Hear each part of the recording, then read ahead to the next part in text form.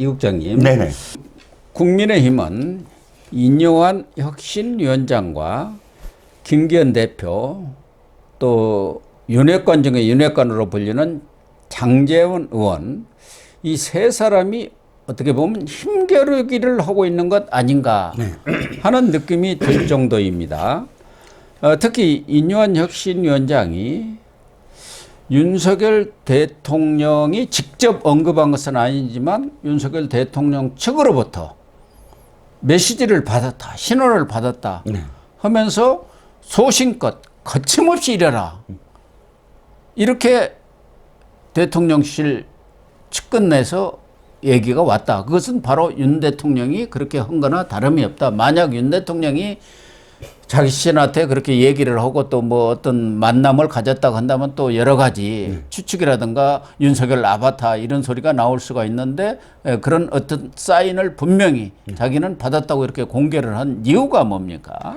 저는 이렇게 생각을 합니다. 어저께 혁신위가 급박하게 돌아갔어요. 네. 그제 어제 상황들이 혁신위가 이 지속될 수 있을까 이런 위기의 첫 번째 어떤 징후들이 보였습니다. 첫 번째가 뭐냐면 안에서 딴소리가 나오기 시작했어요. 즉 혁신위 내에서 혁신위 내에서 오신환 위원으로 지금 뭐 추정을 하고 있는데 마치 혁신위가 이제 곧 해체할 것처럼 그러니까 이 윤핵관이라든지 이쪽에 얘기를 했는데 그들이 물러서지 않으면 이제 곧 해체할 거다. 이런 식의 어떤 이야기들이 나오면서 첫 번째 위기다라는 것. 두 번째는 장제원 윤핵관으로 뭐 정말 상징되는 장제원 의원이 지금 사퇴론이라든지 혹은 뭐 험지 출마론에 반박하는 어떤 행동처럼 4천여 명의 그런 지지자들을 새를 몰아서 뭐 그 집회라기보단 산악회의 행사를 가졌다. 행사를 가진 것까지는 할 수 있지만 그러나 마치 놓고 나 이만큼 모았어 뭐 이런 식의 어떤 모습을 보인 것. 서울 안 간다고 했잖아요. 사상구를 지키겠다. 그 자리에서 아예 사상구를 지키겠다라고 선언했고 마지막으로 김기현 대표가 혁신위에 대해서 약간 좀 거리를 두기 시작했거든요. 경고를 하고 나선 거 아닙니까? 이 세 가지 상황이 겹치면서 정치부 기자들이 혁신이 이제 어떻게 되는 건가? 인요한 위원장을 쫓아다니기 시작했습니다. 근데 인요한 위원장이 그때 카드를 하나 냈다. 카드. 무슨 카드? 대통령이 나를 지금 지지하고 있어. 라는 카드를 딱 디밀었다는 겁니다. 거기까지는, 와, 이거 어떻게 될까? 그러면 기자들이 어디로 달려가겠어요? 대통령실로 달려가죠. 대통령실에서 이제 그 홍보수석이나 혹은 대변인이나 다 붙잡고, 자, 인요한 위원장이 이렇게 얘기했어. 맞아? 이렇게 얘기를 한 겁니다. 그런데 재밌어요. 그 다음 상황이. 이게 가장 핵심인데, 보통 이런 어떤 상황들에서 대통령실이 어떤 입장을 취했죠? 아니다. 그래갖고 잘린 사람들이 한둘이 아니잖아요. 그렇죠. 뭐 나경원 옛날에 그 위원장도 사실은 이게 뭐 그 좀 비슷한 어떤 경로를 했는데 딱 부인함으로써 그냥 끝나버렸잖아요. 이런 식의 안철수 의원도 마찬가지죠. 만나려고 했는지 그 만날 필요 없다고 이렇게 딱 잘라버리니까 끝난 거지. 그 즉시 반응을 하거든요. 그런데요, 반응을 사실 모호하긴 하지만 부인하진 않았어요. 그러니까 전격적으로 부인하는 게 거의 대통령실의 지금까지 상황이었는데 부인하지는 않았다. 그런 말을 한 것 같지는 않다라는 어떤 정도의 그 멘트였지 전적으로 이것을 아니야 이건 대통령 이런 그런 말씀을 하시지 않으셨습니다라고 하지 않기 때문에 전체적으로 어떤 그 분위기가 일단 힘을 실어주는구나. 대통령이 힘 실어준 거죠. 힘 실어주는구나 라고 해석이 가능하게 됐습니다. 그러니까 어저께의 위기가 어쨌든 모멘텀을 지금 다시 한번 갖게 되는 그런 상황이었다는 겁니다. 그러면은 이 장제원 의원은 어떻게 보면은 이 혁신위에 대한 반기가 될 수도 있고 나아가서는 대통령의 의중에 반하는 지금 행동을 한 건데 장제원 의원이 삼선 의원이나 되고 윤핵관 중에 윤핵관이라고 할 정도로 대통령실이라든가 대통령의 의중에 대해서 얼마든지 파악할 수 있는 이치에 있지 않습니까? 거기 정무수석한테 대통령 뜻이 뭐야? 이렇게 물어볼 수도 있는 거고 자기가 그 보낸 사람 아닙니까? 그런데 왜 이런 행동을 하고 나선 거예요? 두 가지로 해석을 할 수가 있을 것 같아요. 그러니까 하나는 뭐냐면 대통령이 그러니까 그 개국한 그런 그 임금입니다. 예를 들자면 군주론으로 얘기할 때 개국 공신들을 직접적으로 너 물러나라고 한 적은 없어요. 대개는 여러 가지 압박을 해서 어쨌든 개국 공신들이 이렇게 물갈이할 수 있는 어떤 상황을 만들지 실제로 함께 정말 국가를 세웠다라고 자랑하고 있는 개국 공신들이 그 앞에서 그 면전에서 너 나가 이렇게 한 적은 별로 없거든요. 그렇다면 만약에 장제원 의원이 자기 물러나고 싶지 않아서 계속 사인을 보냈는데 애매한 답변이 왔을 때.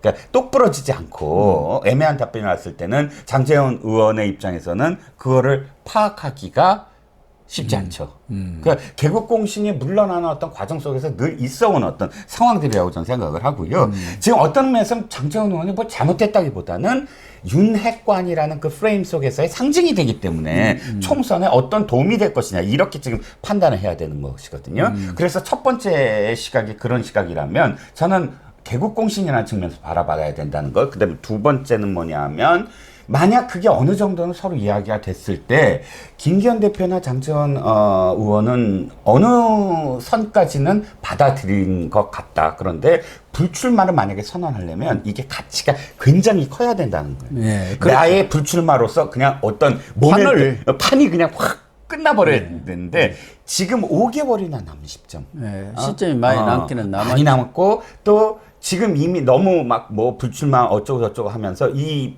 상황 자체가 빵 하고 끝나지 않고 또 그다음 누구냐 하면서 이게 늘어지는 어떤 상황이 될 가능성이 있다. 그래서 어느 정도 시기를 보는 게 아니냐. 지금 혁신위가 끝나기 직전까지 밀당을 하는 것처럼 보이면서 빵 하고 난 다 내려놓겠다 했을 때 혁신위의 그런 제안들이 딱 와 드라마틱하게 받아들여지는 그런 상황을 만드는 게 아니냐.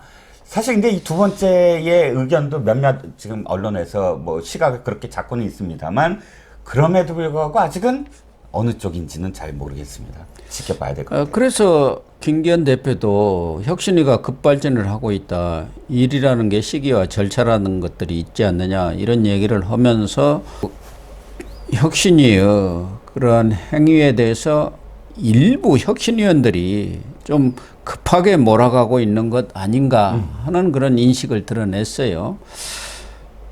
그중에 아마 이 오신환 전 의원 같은 사람도 있을지 모르죠. 지금 광진 을에 가서 고민정 의원과 한판 붙겠다고 나선 분 아닙니까? 원래는 관악에 있었던 사람 아니에요? 그렇죠. 관악에서 국회의원에 했는데 이분도 아마 언론의 주목을 받기 위해서 그러는지 조기 해체설도 오신환 전 의원의 입에서 나온 거 아닌가 하는 게 관측인 것 같아요. 예, 거의 그런 것으로 지금 보여지고요. 오신환 입장에서는 어쨌든 이 수도권 수도권 중심론, 수도권 바람론 이거를 계속 주장해야 되니까 여기까지 윤핵관을 지금 쳐야지만 수도권에 바람이 분다라고 이 혁신위 내에서 가장 강력하게 주장을 하고 또 혁신위 내에서도 당시에 이 온라인 회의를 했거든요. 그런데 온건파들이 있었어요. 그러니까 시간이 좀 중요하다. 타이밍, 정치는 타이밍이다라고 이야기하면서 이것을 조금 더 지켜봐야 된다라고 얘기했는데 오신환이 좀 치고 나간 것 같습니다. 이거 빨리 압박을 하지 않으면 우리 기회를 잃는다라고 하면서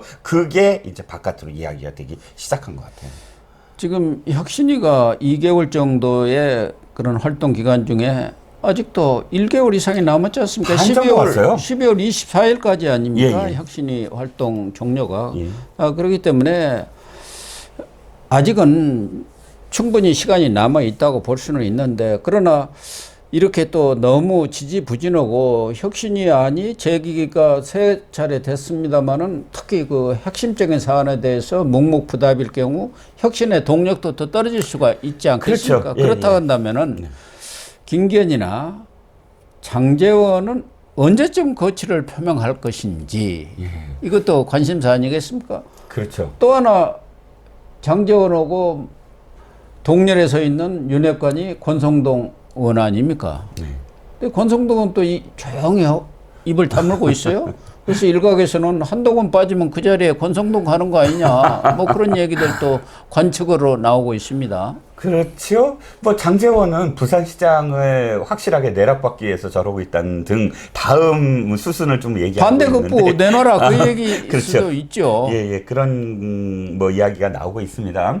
저는요, 이거 조금 다른 얘기인데 모멘텀이 하나 있다는 겁니다. 혁신이가 계속 지금 많이 쏟아냈잖아요. 쏟아냈는데 기자들은 계속 그러면 윤핵관 언제 물러가? 여기에 초점을 갖고 있어요. 그러니까 그렇죠. 계속 지금 압력을 넣고 있습니다. 그래서 기사가 어떤 방향으로 나오냐면 경향신문 특히 어떻게 제목이 나오냐면 뭐 혁신이 동력 다 잃어버렸다 이미 대답 없는 메아리에 불과하다. 인유한 효과 이제 끝난다. 이런 식으로 제목을 달고 계속 나갑니다. 어떤 의미에서는 그거밖에 남지 않지 않았느냐 이거예요. 그러면 혁신이가 또 다른 무엇인가를 계속 내놓지 아니하면 다 기자들은 그쪽으로만 몰아갈 겁니다. 그렇게 대답 되겠죠. 없다, 대답 없다. 근데 한 가지 이건 좀 외적인 건데 이걸 정치공학적으로 말씀을 드려서 좀 죄송합니다만 부산 엑스포. 네. 부산 엑스포가 사실상 굉장히 큰 어떤 전기가 또 될 거예요. 그렇죠. 예, 예. 지금 11월 23일이죠. 네네. 아마. 23일 날 투표를 해서, 우리 쪽에서 바라는 건 1차 투표에서 안 되는 거예요. 그러니까 과반이 안 되는 거. 그럼 2차 투표에서 유럽 쪽이 우리를 지지를 하기 시작해서 몰아서 지지하면 우리가 역전시킬 수 있다라는 게 지금 전략입니다. 그러면 이제 곧 일주일밖에 안 남았어요. 네. 일주일 정도 후에 그것이 어떻게 됐냐에 따라서 사실은 상당히 또 많이 지금 영향을 받을 수밖에 없거든요. 그렇죠. 부산 엑스포 유치가 확정이 된다면은 이 총선에도 엄청난 영향을 미칠 수밖에 없고 예. 윤석열 정권도 힘을 받죠. 예, 예. 그래서 이슈 자체가 사실상 정책 이슈라든지 이런 쪽이 힘을 받고 그 다음 앞으로의 어떤 미래 그리고 지역 균형 발전 이야기 있지 않습니까? 이런 것들이 훨씬 정책 아젠다로서 부상할 가능성이 큽니다. 그렇죠. 부산을 중심으로 해서 부울경 다시 메가시티 메가시티 얘기가 나올 부상이 테고 다시 나올 수 있죠. 테고 이게 서울만 크게 하는 게 아니야. 메가시티라는 건 다른 중부권에서도 가능하고 다 해갖고 광주에서도 또 가능하고. 예, 예. 예. 이거 민주당이 이미 냈던 안이거든요. 예. 2020년에. 이렇게 하면서 그러니까 서울 편입도 연착륙할 가능성이 커요. 만약 그렇게 된다면. 이런 부분들이 함께 이렇게 맞물려 있기 때문에, 저는 혁신이가 좀 더 시간을 벌 수 있는 어떤 상황이 되고, 김기현 대표나 장제원도 사실상 지금 당장 이야기하는 건 저는 타이밍이 아닌 것 같거든요. 네. 예, 예. 그렇죠. 예, 예. 그래서 약 한 12월, 그러니까 이 결정이 어떻게 됐든 가부가 어떻게 되든 간에 12월 초 정도, 그러니까 이 완전히 본회의 끝나고, 그러니까 정기국회 끝나고, 끝나고 이 동절기라고 얘기하는 동안기라고 얘기하는 12월 첫 주나 둘째 주 정도까지 이 이슈를 끌고 가다가 빵 하고 터뜨릴 수 있는 그런 계기가 되지 않을까 싶습니다. 그 시점에는 또 대통령실과 내각에 대한 개편도 예, 당연히 해야 되고요. 이루어지지 않겠습니까? 내년 총선에 나갈 국무위원들도 있고 그렇죠. 대통령실에 수석이라든가 이런 사람들도 있기 때문에 네. 뭐 연말 되면은 대개편이 이루어질 가능성이 있어요. 예. 그런 시점에 맞물려서 내년 총선이 이제 사실상 내년 초로 들어가면은 스타트가 되는 거니까 그 무렵해서 빵 한 방 터트리고 그 기세로 총선으로 몰고 가는 네.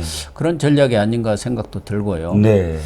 그런데 아무튼 인유한 혁신위원장이 이번에 대통령의 어떤 지침이랄까 메시지 이것을 내놨기 때문에 이에 대한 또 반응이 뜨뜻미지근하면은 혁신이가 동력을 또 잃을 수도 있는 측면이 있는데 다음 카드가 뭐가 있을까요? 원래는 통합, 네. 그리고 희생, 청년, 민생 네. 이런 순으로 착착착착 나가겠다. 그랬는데 지금 희생에서 제동이 걸렸고 청년은 나왔죠? 청년은 뭐 뭐 비례, 50%의 비례 예, 예, 뭐 비례 이런 얘기도 나왔는데 그 부분에 대해서도 지금 최고위가 의결을 한 건 아니지 않습니까? 그렇죠. 뭐 여러 의견이 나와요. 예. 또 우세 지역의 청년들을 전략 공천하자 뭐 이런 얘기도 나왔는데 그것도 지금 아직은 그 받아들이는 부분은 근데 것은 공관위가 또 해야 될 부분도 있어서 공천과 구체적으로 공천에서 어떤 비율로 어떻게 하자라는 건 제안을 할 수 있지만 공관위의 몫을 또 남겨놔야 되거든요. 최종적으로 결정할 수 있게. 민생 쪽에서 뭐 원래는 안을 내려고 했던 것 같은데 지금은 그런 부분에 대해서 민생안을 혁신안으로 낸다고 하더라도 이것은 혁신위가 어떤 권한을 갖고 있는 것이 아니기 때문에 그렇습니다. 아무래도 정치 이슈로서는 조금 떨어지지 않느냐 네. 그런 생각은 들어요. 네네. 그렇죠. 그래서 제가 아까 말씀드린 앞으로 한 두 주 정도의 모멘텀, 그러니까 외적인 어떤 환경 속에서의 모멘텀으로 혁신위가 시간을 좀 벌 수 있으면 사실상 12월 달 가서 좀 밀어놨던 숙제들이 이 단도리가 되는 상황 속에서 혁신위가 연착륙할 수 있는 계기가 되지 않을까. 현재로서는 어쨌든 내놓을 수 있는 카드는 상당히 많이 그러니까 너무 앞서서 많이 내놨다라고 할 정도로 쏟아냈기 때문에 지금 시간을 버는 쪽이 더 이제 방점이 찍히지 않을까 싶은 생각이 들고요. 결국은 그러면은 인요한 혁신위가 김기현이랄까 장제원과의 새싸움에서 뭐 새싸움이라기보다는 기싸움에서 결국은 혁신위가 승리를 하는 쪽으로 갈 수밖에 없는 거 아니겠습니까? 그래야 그렇죠. 총선에도 도움이 되는 것이지. 혁신위가 여기서 만약에 조기 해산한다든가 주저앉게 되면은 그것은 총선을 다 포기하는 거나 다름없는 결과가 될 수밖에 없잖아요. 그렇죠. 지금 이 정당에 그 누구도 혁신위가 지금 최근에 벌인 어떤 지지율 견인에 대해서 부정한 사람은 없으리라고 봐요. 그리고 이제 김기현과 장제원 비교를 하면 장제원은 제가 아직 확신을 못 하겠습니다만 김기현 쪽은 어느 정도는 지금 불출마를 받아들이고 있다. 그런데 타이밍을 보고 있다. 이 얘기는 한 몇 주 전에 김기현 불출마설이 한번 나왔었거든요. 그 불출마를 계획을 하고 있는데 시간을 보고 있다. 이런 어떤 내용으로 한번 나왔는데 거기에 대해서 김기현이 부정하지 않았어요. 부정하지 않고 그걸 그대로 안고 지금까지 오고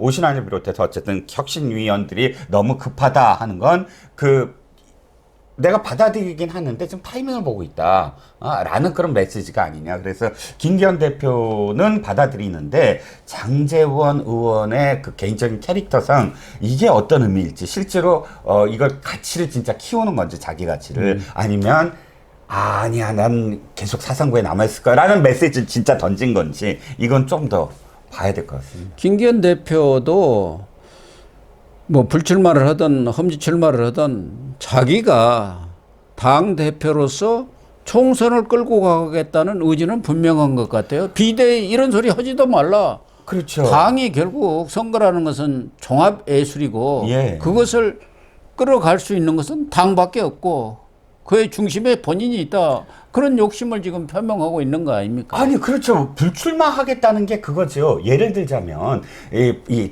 총선의 어떤 그 권한이라는 게 남을 자르는 거잖아요. 남을 붙이는 것보다 있는 사람은 사실 자르는 게 손에 피를 묻히는 게 총선 공천입니다. 그러면 내가 불출마하니까 내가 할 수 있어. 난 당당해. 나의 어떤 사익을 위해서 하는 게 아니야. 라고 자신의 어떤 그런 그 칼에 권위를 부여할 수 있는 거거든요. 그런 생각으로 사실상 불출마를 선언하면서 이 공천권을 행사하려는 게 아니냐라는 겁니다. 어쨌든 아직은 좀 시간이 있으니까 혁신위도 한 달 이상의 시간이 남아 있고 또 총선까지는 5개월여가 남아 있어서 지금 뭐 핵심적인 카드들을 다 써버리면은 과연 총선 때 정책 카드만 가지고 이렇게 판을 이끌어갈 수 있을까 하는 의문이 있기 때문에 인요한 혁신위원장 그리고 김기현 대표, 장제원 의원 이 세 사람 간에 벌이고 있는 어떤 삼각구도랄까 이게 언제까지 계속될지 또 어떤 양상으로 전개가 되고 결과는 어떻게 나올지 이런 것들이 사실은 국민적인 관심이고 또 너무 일찍 끝나버리면 좀 싱겁다. 네, 그렇죠. 이게 드라마가 좀 장편이냐 단편이냐 그렇죠. 이렇게 본다면은 좀 장편 쪽으로 갈 가능성이 더 높다고 봐야겠네요. 그렇습니다. 지금 그 민주당 전략기획 쪽에서 들리는 얘기는 제발 이 혁신위가 빨리빨리 다 소진해버리고 국민의힘이 네. 당황하기를 바라는 거예요. 네. 자기가 놓치긴 했지만 한 가지 안심이 되는 건 너무 빨리 모든 것들을 다 좀 쏟아냈기 때문에 5개월이나 남았는데 더 뭘 할 수 있겠느냐라고 기자들한테 얘기했다는 거예요. 그만큼 자기네들이 좀 쫓기는 입장이긴 하지만 그러나 또 혁신위가 너무 급한 거 아니냐라고 좀 그렇게 기대를 하는 거죠. 아무튼 인요한 혁신이가 이 대하 드라마를 잘 써서 그 결과에 모든 사람들이 박수를 치고 그 총선의 결과로 나타날 수 있는지 네. 한번 지켜보도록 하겠습니다. 네. 네, 시청자 여러분, 오늘 방송은 여기서 마치도록 하겠습니다. 시청해 주셔서 감사합니다.